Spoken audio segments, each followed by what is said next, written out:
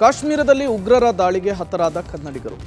ದಾಳಿಗೆ ಬಲಿಯಾದಂತಹ ಕನ್ನಡಿಗರ ಅಂತ್ಯ ಸಂಸ್ಕಾರ, ಸಾವಿರಾರು ಜನರಿಂದ ಅಂತಿಮ ನಮನ. ಸರ್ಕಾರದ ವತಿಯಿಂದ ಪೊಲೀಸ್ ಗೌರವ. ಉಗ್ರರ ಕರಾಳತಿಯನ್ನು ಬಿಚ್ಚಿಟ್ಟ ಮೃತ ಭರತ್ ಪತ್ನಿ. ಸಿಎಂ, ಗವರ್ನರ್ ಸೇರಿ ಗಣ್ಯರಿಂದ ಅಂತಿಮ ದರ್ಶನ.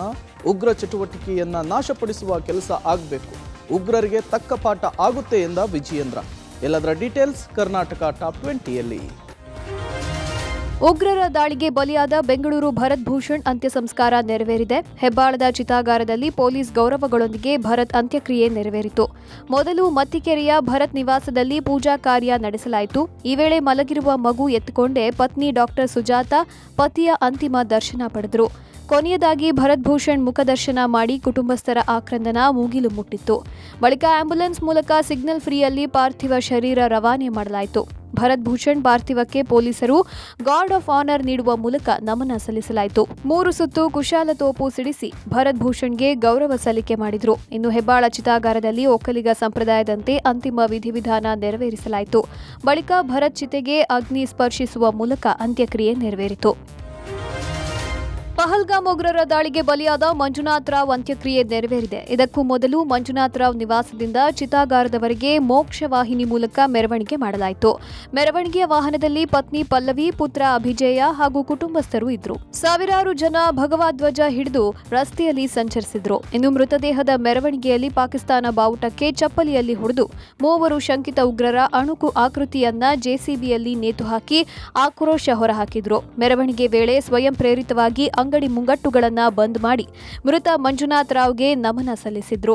ರಸ್ತೆಯಲ್ಲಿ ಮೆರವಣಿಗೆ ವಾಹನ ಸಾಗ್ತಿದ್ದಂತೆ ಅಮರ್ ರಹೇ ಮಂಜುನಾಥ್, ಅಮರ್ ರಹೇ ಘೋಷಣೆಗಳು ಕೇಳಿ ಬಂದವು.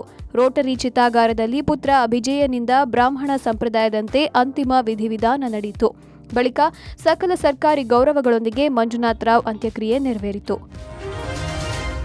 ಕಾಶ್ಮೀರದ ಪಹಲ್ಗಾಮ್ನಲ್ಲಿ ಉಗ್ರರ ಗುಂಡೇಟಿಗೆ ಬಲಿಯಾದ 2 ಕನ್ನಡಿಗರ ಮೃತದೇಹ ಬೆಳಗ್ಗೆ 3:30ಕ್ಕೆ ರಾಜ್ಯಕ್ಕೆ ಆಗಮಿಸಿದವು. ದೆಹಲಿಯಿಂದ ಇಂಡಿಗೋ ವಿಮಾನದಲ್ಲಿ ಬೆಂಗಳೂರಿನ ಕೆಂಪೇಗೌಡ ವಿಮಾನ ನಿಲ್ದಾಣಕ್ಕೆ ಶಿವಮೊಗ್ಗದ ಮಂಜುನಾಥ್, ಬೆಂಗಳೂರಿನ ಭರತ್ ಭೂಷಣ್ ಪಾರ್ಥಿವ ಶರೀರ ಆಗಮಿಸಿತು. ಈ ವಿಮಾನದಲ್ಲಿ ಬೆಂಗಳೂರು ದಕ್ಷಿಣ ಕ್ಷೇತ್ರದ ಬಿಜೆಪಿ ಸಂಸದ ತೇಜಸ್ವಿ ಸೂರ್ಯ ಮತ್ತು ಮೃತರ ಕುಟುಂಬಸ್ಥರು ಆಗಮಿಸಿದ್ರು. ಕೇಂದ್ರ ರೈಲ್ವೆ ಖಾತೆಯ ರಾಜ್ಯ ಸಚಿವ ಸೋಮಣ್ಣ ಮೃತದೇಹಗಳನ್ನು ಬರಮಾಡಿಕೊಂಡು ಅಂತಿಮ ನಮನ ಸಲ್ಲಿಸಿದ್ರು. ವಿಮಾನ ನಿಲ್ದಾಣ ಒಳಗಡೆ ಸಚಿವ ಸೋಮಣ್ಣ ಮತ್ತು ಅಧಿಕಾರಿಗಳು ಕುಟುಂಬಸ್ಥರಿಗೆ ಸಾಂತ್ವನ ಹೇಳಿದರು. ವಿಮಾನ ನಿಲ್ದಾಣದಲ್ಲಿ ಗೌರವ ಸಲ್ಲಿಸಿದ ಬಳಿಕ ಸರ್ಕಾರ ಕುಟುಂಬಸ್ಥರಿಗೆ 2 ಮೃತದೇಹಗಳ ಹಸ್ತಾಂತರ ಮಾಡಲಾಯಿತು. ಒಂದು ಆಂಬ್ಯುಲೆನ್ಸ್ನಲ್ಲಿ ಬೆಂಗಳೂರಿನ ಮತ್ತಿಕೆರೆಗೆ ಭರತ್ ಭೂಷಣ್ ಮೃತದೇಹ, ಮತ್ತೊಂದು ಆಂಬ್ಯುಲೆನ್ಸ್ನಲ್ಲಿ ಶಿವಮೊಗ್ಗದ ಮಂಜುನಾಥ್ ರಾವ್ ಪಾರ್ಥಿವ ಶರೀರವನ್ನು ಕಳುಹಿಸಲಾಯಿತು. ಜಮ್ಮು ಕಾಶ್ಮೀರದ ಪಹಲ್ಗಾಮ್ನಲ್ಲಿ ರಕ್ತ ಪಿಪಾಸುಗಳ ದಾಳಿಗೆ ಬಲಿಯಾದ ಅಮಾಯಕರಲ್ಲಿ ಭರತ್ ಭೂಷಣ್ ಕೂಡ ಒಬ್ರು. ಪತಿಯನ್ನ ಕಳೆದುಕೊಂಡ ಪತ್ನಿ ಡಾಕ್ಟರ್ ಸುಜಾತಾ ಪಬ್ಲಿಕ್ ಟಿವಿ ಜೊತೆ ಘಟನೆಯ ಭೀಕರತೆಯನ್ನ ಬಿಚ್ಚಿಟ್ರು. ಸಣ್ಣ ಮಗು ಇದೆ, ಬಿಟ್ಟು ಬಿಡಿ ಅಂತ ಕೈ ಮುಗಿದರು. ಉಗ್ರರು ನನ್ನ ಪತಿ ಮೇಲೆ ಶೂಟ್ ಮಾಡಿದ್ರು. ನೀವು ಇಲ್ಲಿ ಇಷ್ಟು ಖುಷಿಯಿಂದ ಹೇಗೆ ಇರಲು ಸಾಧ್ಯ ಅಂತ ಪ್ರಶ್ನಿಸಿ ಉಗ್ರರು ಜನರ ಮೇಲೆ ಗುಂಡು ಹಾರಿಸುತ್ತಿದ್ರು ಎಂದ್ರು. ಉಗ್ರರ ಕರಾಳ ಮುಖವನ್ನ ಅನಾವರಣ ಮಾಡಿ ಕೊನೆಯ ಭಯಾನಕ ಕ್ಷಣಗಳನ್ನ ನೆನೆದು ಬಿಕ್ಕಿ ಬಿಕ್ಕಿ ಅತ್ತರು. ನಾವು ಏಪ್ರಿಲ್ 18ಕ್ಕೆ ಕಾಶ್ಮೀರಕ್ಕೆ ಹೋಗಿದ್ದೆವು. ಏಪ್ರಿಲ್ 22ಕ್ಕೆ ನಮ್ಮ ಪ್ರವಾಸದ ಕೊನೆಯ ದಿನ. ಅಂದು ನಾವು ಪಹಲ್ಗಾಮ್ಗೆ ಭೇಟಿ ನೀಡಿದ್ದೆವು. ಪಹಲ್ಗಾಮ್ ಬೈಸರನ್ ಹುಲ್ಲುಗಾವಲು ಇರುವ ಸುಂದರ ಪ್ರದೇಶವನ್ನ ಮಿನಿ ಸ್ವಿಟ್ಜರ್ಲ್ಯಾಂಡ್ ಎಂದು ಕರೆಯಲಾಗುತ್ತದೆ. ಈ ಕಾರಣಕ್ಕೆ ನಾವು ಆ ಜಾಗಕ್ಕೆ ಹೋಗಿದ್ದೆವು. ಪಹಲ್ಗಾಮ್ನಿಂದ 3ರಿಂದ 4 ಕಿಲೋಮೀಟರ್ ದೂರದವರೆಗೆ ಕುದುರೆಯಲ್ಲಿ ಬೈಸರನ್ಗೆ ಹೋಗಿದ್ದೆವು. ಆ ಬಯಲು ಪ್ರದೇಶದಲ್ಲಿ ಕುಳಿತು ಮಗುವಿನ ಜೊತೆ ಆಟ ಆಡುತ್ತಾ ಕುಳಿತಿದ್ದೆವು. ಈ ವೇಳೆ ಗುಂಡಿನ ಸದ್ದು ಕೇಳಿಸಿತು ಎಂದು ಕರಾಳತಿಯನ್ನ ಬಿಚ್ಚಿಟ್ಟಿದ್ದಾರೆ. ನಮ್ಮ ಹತ್ರ ಬಂದ, ನಾನು ನನ್ನ ಮಗುನ ಬಚ್ಚಿಟ್ಕೊಂಡೆ. ನನ್ನ ಪಕ್ಕದಲ್ಲೇ ಭೂಷಣ್ ಮಾವ ಇದ್ರು. ಅವ್ರನ್ನ ಮಾತಾಡ್ಸ್ಲೂ ಇಲ್ಲ, ಒಂಚೂರು ಅವಕಾಶನೂ ಕೊಡಲಿಲ್ಲ, ಒಂದು ಕ್ಷಣನೂ ಬಿಡಲಿಲ್ಲ. ತಲೆಗೆ ಹೊಡೆದ್ರು 2-3 ಸಲ ನನ್ನ ಪಕ್ಕದಲ್ಲೇ. ಪಹಲ್ಗಾಮ್ನಲ್ಲಿ ಉಗ್ರರ ದಾಳಿಗೆ ಬಲಿಯಾದ ಭರತ್ ಭೂಷಣ್ ಮೃತದೇಹ ಬೆಳಗ್ಗೆ 5:30ಕ್ಕೆ ಮತ್ತಿಕೆರೆಯ ನಿವಾಸಕ್ಕೆ ಆಗಮಿಸಿತು. ಭರತ್ ನಿವಾಸದ ಬಳಿ ಅಂತಿಮ ದರ್ಶನಕ್ಕೆ ವ್ಯವಸ್ಥೆ ಕಲ್ಪಿಸಲಾಗಿತ್ತು. ಸಿಎಂ ಸಿದ್ದರಾಮಯ್ಯ, ರಾಜ್ಯಪಾಲ ಗೆಹ್ಲೋಟ್, ಬಿಜೆಪಿ ರಾಜ್ಯಾಧ್ಯಕ್ಷ ವಿಜಯೇಂದ್ರ ಸೇರಿದಂತೆ ಸಚಿವರು, ಶಾಸಕರು, ಹಲವು ಗಣ್ಯರು ಅಂತಿಮ ದರ್ಶನ ಪಡೆದರು. ಈ ವೇಳೆ ಸಿಎಂ ಸಿದ್ದರಾಮಯ್ಯಗೆ ಭರತ್ ಮಗುವನ್ನ ತೋರಿಸಿ ಘಟನೆಯ ಭೀಕರತೆಯನ್ನ ಹೇಳಿ ಭರತ್ ಪತ್ನಿ ಸುಜಾತಾ ಕಣ್ಣೀರಿಟ್ರು. ಸಿಎಂ ಮುಂದೆ ಕುಟುಂಬಸ್ಥರು ಬಿಕ್ಕಿ ಬಿಕ್ಕಿ ಅತ್ತಿದ್ದು ಮಗುವಿನ ಮುಖ ನೋಡಿ ಸಿಎಂ ಸಹ ಭಾವುಕರಾದರು. ಭರತ್ ಪತ್ನಿ ಸೋದರ ಮಾವ ಸೀತಾರಾಮ್ ಹಾಗೂ ಭರತ್ ತಂದೆಯವರಿಗೆ ಸಿಎಂ ಸಾಂತ್ವನ ಹೇಳಿದರು. ಇನ್ನು ಭರತ್ ಸ್ಮರಣೆಗಾಗಿ ಪಾರ್ಕ್ಗೆ ಭರತ್ ಭೂಷಣ್ ಪಾರ್ಕ್ ಎಂದು ನಾಮಕರಣ ಮಾಡಲಾಗಿದೆ. ರಾಜರಾಜೇಶ್ವರಿ ವಿಧಾನಸಭಾ ಕ್ಷೇತ್ರದಲ್ಲಿ ಬರುವ ವಾರ್ನಾ ಪಾರ್ಕ್ ಇದಾಗಿದ್ದು ಭರತ್ ಭೂಷಣ್ ನಿವಾಸದ ಬಳಿ ಇದೆ. ಅಲ್ಲದೆ ಭರತ್ ಭೂಷಣ್ ಇದೇ ಪಾರ್ಕ್ನಲ್ಲಿ ಪ್ರತಿದಿನ ವಾಕಿಂಗ್ ಮಾಡ್ತಿದ್ರು. ಪಾರ್ಕ್ ಒಳಗಿನ ಸಭಾಂಗಣದಲ್ಲಿ ಯಾವುದೇ ಕಾರ್ಯಕ್ರಮ ನಡೆದರೂ ಭರತ್ ಅದರಲ್ಲಿ ಸಕ್ರಿಯರಾಗಿ ಪಾಲ್ಗೊಳ್ಳುತ್ತಿದ್ರು. ಈಗ ಭರತ್ ಸ್ಮರಣೆಗಾಗಿ ಶಾಸಕ ಮುನಿರತ್ನ ಭರತ್ ಹೆಸರನ್ನೇ ಪಾರ್ಕ್ಗೆ ನಾಮಕರಣ ಮಾಡಿದ್ದಾರೆ. ಭರತ್ ಭೂಷಣ್ ಅಂತಿಮ ದರ್ಶನ ಪಡೆದ ಬಳಿಕ ಸಿಎಂ ಘಟನೆಯ ಬಗ್ಗೆ ಆಕ್ರೋಶ ಹೊರಹಾಕಿದ್ರು. ನಮ್ಮ ದೇಶದಲ್ಲಿ ಉಗ್ರ ಚಟುವಟಿಕೆ ಇರಬಾರದು, ಭಯೋತ್ಪಾದನೆಯನ್ನ ಸಂಪೂರ್ಣ ಮಟ್ಟ ಹಾಕಬೇಕು. ಕೇಂದ್ರ ಸರ್ಕಾರ ಎಲ್ಲ ಉಗ್ರರನ್ನ ನಾಶಪಡಿಸುವ ಕೆಲಸ ಮಾಡಬೇಕು. ಕೇಂದ್ರ ಸರ್ಕಾರದ ಜೊತೆ ನಾವೆಲ್ಲ ಇದ್ದೇವೆ ಎಂದ್ರು. ಇದೊಂದು ಅಮಾನವೀಯವಾದ ಕೃತ್ಯ. ಭರತ್ ಭೂಷಣ್ರನ್ನ ಹಾಡ ಹಗಲೆ ಹೆಂಡತಿ ಮಗುವಿನ ಕಣ್ಣೆದುರೇ ಶೂಟ್ ಮಾಡಿ ಹತ್ಯೆ ಮಾಡಿದ್ದಾರೆ. ಈ ರೀತಿಯ ಘಟನೆ ಮತ್ತೆ ಮರುಕಳಿಸದಂತೆ ನೋಡಿಕೊಳ್ಬೇಕು. ನಮ್ಮ ದೇಶದಲ್ಲಿ ಉಗ್ರರು ಇರದಂತೆ ಸೂಕ್ತ ಕ್ರಮ ಕೈಗೊಳ್ಳಬೇಕು ಎಂದು ಸಿದ್ದರಾಮಯ್ಯ ಆಗ್ರಹಿಸಿದರು. ಇನ್ನು ಭಯೋತ್ಪಾದಕರ ದಾಳಿಗೆ ಬಲಿಯಾದ ಭರತ್ ಭೂಷಣ್, ಮಂಜುನಾಥ್ ಕುಟುಂಬದವರಿಗೆ ತಲಾ 10 ಲಕ್ಷ ರೂಪಾಯಿ ಪರಿಹಾರ ನೀಡುತ್ತೇವೆ ಎಂದು ಸಿಎಂ ಸಿದ್ದರಾಮಯ್ಯ ಹೇಳಿದರು. ಕೇಂದ್ರ ಸರ್ಕಾರದ ಜೊತೆ ನಾವೆಲ್ಲ ಇದ್ದೀವಿ. ಕೇಂದ್ರ ಸರ್ಕಾರಕ್ಕೆ ನಾನು ಒತ್ತಾಯ ಏನು ಮಾಡ್ತೀನಿ ಅಂತಂದ್ರೆ ಎಲ್ಲ ಉಗ್ರರನ್ನು ಕೂಡ ನಾಶಪಡಿಸ್ತಕ್ಕಂಥ ಕೆಲಸವನ್ನು ಮಾಡಬೇಕು. ನಮ್ಮ ಸಂಪೂರ್ಣ ಬೆಂಬಲ ಇದೆ. ಪಹಲ್ಗಾಮ್ ದಾಳಿಯಲ್ಲಿ ಬಲಿಯಾದ ಭರತ್ ಭೂಷಣ್ಗೆ ರಾಜಕೀಯ ಗಣ್ಯರು, ಸಾರ್ವಜನಿಕರು ಅಪಾರ ಸಂಖ್ಯೆಯಲ್ಲಿ ಅಂತಿಮ ನಮನ ಸಲ್ಲಿಸಿದರು. ರಾಜ್ಯಪಾಲ ಥಾವರ್ ಚಂದ್ ಗೆಹ್ಲೋಟ್ ಕೂಡ ಮತ್ತೀಕೆರೆಯ ಭರತ್ ನಿವಾಸಕ್ಕೆ ಆಗಮಿಸಿ ಅಂತಿಮ ನಮನ ಸಲ್ಲಿಸಿದ್ರು. ಈ ವೇಳೆ ಭರತ್ ಪತ್ನಿ ಕುಟುಂಬಸ್ಥರಿಗೆ ರಾಜ್ಯಪಾಲ ಸಾಂತ್ವನ ಹೇಳಿದ್ರು. ಘಟನೆಯ ಬಗ್ಗೆ ಭೂಷಣ್ ಸಹೋದರನ ಬಳಿ ಮಾಹಿತಿ ಪಡೆದುಕೊಂಡ್ರು. ಬಳಿಕ ಮಾತನಾಡಿ, ಪಾಕಿಸ್ತಾನದ ಮೇಲೆ ನಮ್ಮವರು ದಾಳಿ ಮಾಡಬಹುದು.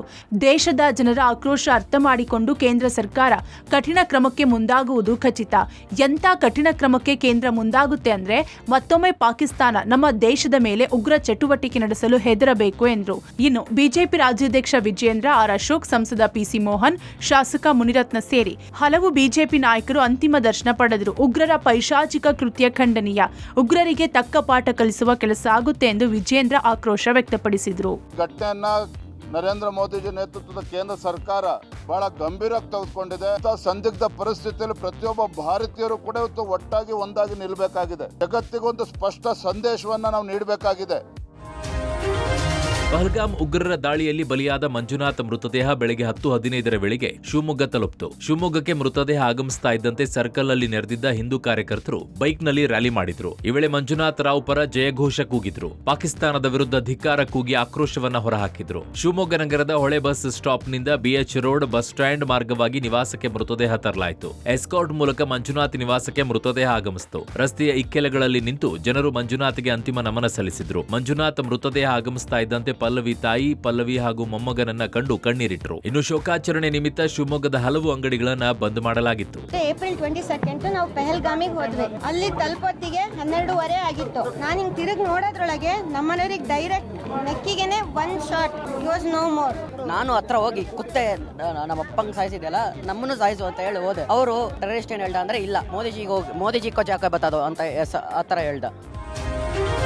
ಕಾಶ್ಮೀರದಲ್ಲಿ ಉಗ್ರರ ದಾಳಿಗೆ ಬಲಿಯಾದ ಮಂಜುನಾಥ್ ಅಂತಿಮ ದರ್ಶನಕ್ಕೆ ನಿವಾಸದ ಬಳಿ ವ್ಯವಸ್ಥೆಯನ್ನ ಕಲ್ಪಿಸಲಾಗಿತ್ತು. ಮಂಜುನಾಥ್ ಮೃತದೇಹ ನಿವಾಸಕ್ಕೆ ಆಗಮಿಸ್ತಾ ಇದ್ದಂತೆ ಕೇಂದ್ರ ಸಚಿವ ಪ್ರಹ್ಲಾದ್ ಜೋಶಿ, ಸಂಸದ ರಾಘವೇಂದ್ರ, ಸಚಿವ ಮಧು ಬಂಗಾರಪ್ಪ, ಈಶ್ವರಪ್ಪ ಸೇರಿದಂತೆ ಹಲವು ಗಣ್ಯರು ಅಂತಿಮ ನಮನ ಸಲ್ಲಿಸಿದ್ರು. ಬಳಿಕ ವಿಜಯನಗರದ ನಿವಾಸದಲ್ಲಿ ಬ್ರಾಹ್ಮಣ ಸಂಪ್ರದಾಯದಂತೆ ವಿಧಿವಿಧಾನ ನಡೆಸಲಾಯಿತು. ಆ ಬಳಿಕ ಮನೆಯ ಹೊರಗಡೆಗೆ ಸಾವಿರಾರು ಜನ ಭಾಗಿಯಾಗಿ ಅಂತಿಮ ದರ್ಶನವನ್ನ ಪಡೆದರು. ಭಾರತ ಹಲವು ದಶಕಗಳಿಂದ ಭಯೋತ್ಪಾದನೆ ಪಿಡುಗಿಗೆ ತುತ್ತಾಗಿದೆ. ಪ್ರಧಾನಿ ಮತ್ತು ಅಮಿತ್ ಶಾ ಹೇಳಿದಂತೆ ನೋವು ಕೊಟ್ಟವರಿಗೆ ತಕ್ಕ ಶಾಸ್ತಿಯಾಗುತ್ತೆ. ಮಂಜುನಾಥ್ ರವರು ದೇಶಕ್ಕಾಗಿ ಪ್ರಾಣತ್ಯಾಗ ಮಾಡಿದ್ದಾರೆ. ಭಯೋತ್ಪಾದಕರಿಗೆ ತಕ್ಕ ಶಾಸ್ತಿ ಆಗೇ ಆಗತ್ತೆ ಅಂದ್ರು. ಸಂಸದ ರಾಘವೇಂದ್ರ ಕೂಡ ಹೇಡಿಗಳಂತೆ ಪ್ರವಾಸಿಗರ ಮೇಲೆ ದಾಳಿ ಮಾಡಿದ್ದಾರೆ. ನಮ್ಮ ದೌರ್ಭಾಗ್ಯ ಮಂಜುನಾಥನನ್ನ ಕಳೆದುಕೊಂಡಿದ್ದೇವೆ. ನಮ್ಮ ದೇಶದ ನೀರು ಕುಡಿದು ನಮಗೆ ವಿಷ ಕಕ್ಕುವವರಿಗೆ ಬುದ್ಧಿ ಕಲಿಸಬೇಕು ಅಂದ್ರು. ಈ ಒಂದು ಘಟನೆ ಏನಿದೆ, ಬಹಳ ದೊಡ್ಡ ಪ್ರಮಾಣದಲ್ಲಿ ಭಯೋತ್ಪಾದನಾ ಚಟುವಟಿಕೆಗಳು ಕಮ್ಮಿಯಾಗಿ ನಾವು ಭಾರತದಲ್ಲಿ ಸುರಕ್ಷಿತವಾಗಿದ್ದೇವೆ, ಭಾರತದಿಂದ ನಮ್ಗೆ ಒಳ್ಳೇದಾಗ್ತದೆ ಅನ್ನುವಂಥ ಸಂದರ್ಭದಲ್ಲಿ ಇದನ್ನ ಡಿರೇಲ್ ಮಾಡಬೇಕು, ಇದನ್ನ ಹಳಿ ತಪ್ಪಿಸಬೇಕು ಅನ್ನುವಂಥ ಕಾರಣಕ್ಕಾಗಿ ಈ ಕೃತ್ಯವನ್ನ ಎಸಗಿದ್ದಾರೆ.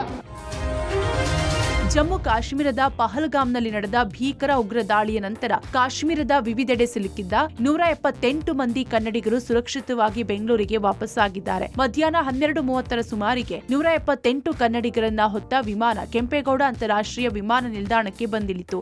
ದಾಳಿಯ ಮಾಹಿತಿ ದೊರೆಯುತ್ತಿದ್ದಂತೆ ಕರ್ನಾಟಕ ಸರ್ಕಾರ 2 ವಿಶೇಷ ತಂಡಗಳನ್ನ ಕಾಶ್ಮೀರಕ್ಕೆ ಕಳುಹಿಸಿಕೊಟ್ಟಿತ್ತು. ಇನ್ನು ಬೆಂಗಳೂರಿಗೆ ವಾಪಸ್ಸಾದ ಬಳಿಕ ಕನ್ನಡಿಗರು ಕಾಶ್ಮೀರಿಗರ ಬಗ್ಗೆ ಮೆಚ್ಚುಗೆಯ ಮಾತುಗಳನ್ನಾಡಿದ್ದಾರೆ. ಸ್ಥಳೀಯ ಕಾಶ್ಮೀರಿಗರು ನಮಗೆ ಅತ್ಯುತ್ತಮ ಆತಿಥ್ಯ ನೀಡಿದ್ರು. ಅದೇ ರೀತಿ ಕರ್ನಾಟಕ ಸರ್ಕಾರ ಮತ್ತು ಕೇಂದ್ರ ಸರ್ಕಾರ ನಮ್ಮನ್ನ ಸುರಕ್ಷಿತವಾಗಿ ಕರೆತರಲು ಎಲ್ಲಾ ರೀತಿಯ ವ್ಯವಸ್ಥೆ ಕಲ್ಪಿಸಿದ್ವು. ಅವರಿಗೆ ಧನ್ಯವಾದಗಳು ಎಂದ್ರು. ಇನ್ನೂ ಕೆಲವರು ಘಟನೆ ನೋಡಿ ಭಯ ಆಯಿತು. ರಾಜ್ಯ ಸಚಿವರು ಅಲ್ಲಿಗೆ ಬಂದು ಭರವಸೆ ನೀಡಿ ವಾಪಸ್ ಕರೆತಂದಿದ್ದಾರೆ. ಯಾರು ಸದ್ಯಕ್ಕೆ ಕಾಶ್ಮೀರಕ್ಕೆ ಹೋಗಬೇಡಿ, 2 ದಿನದಿಂದ ನಿದ್ದೆ ಮಾಡಿಲ್ಲ ಎಂದ್ರು.